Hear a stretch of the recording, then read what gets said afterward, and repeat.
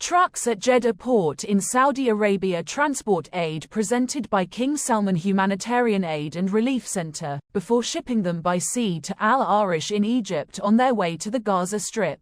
More than 100 aid trucks managed to reach the Gaza Strip morning after an agreement to reroute aid through the Kerem Shalom border crossing, but supplies have not been distributed amid an ongoing Israeli assault, sources said.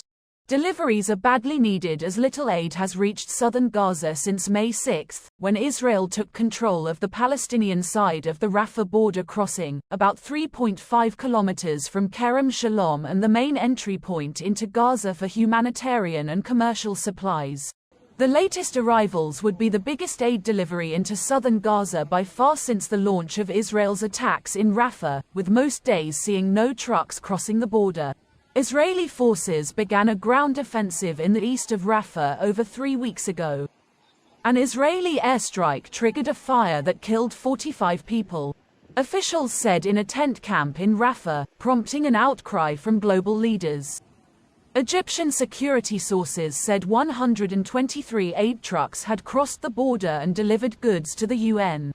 An Israeli source confirmed that aid had been brought into Gaza and delivered to partners. An Egyptian aid source said 4 fuel trucks had also crossed the border. However, UN and Palestinian officials said Palestinian trucks that went to pick up the aid at the crossing returned empty.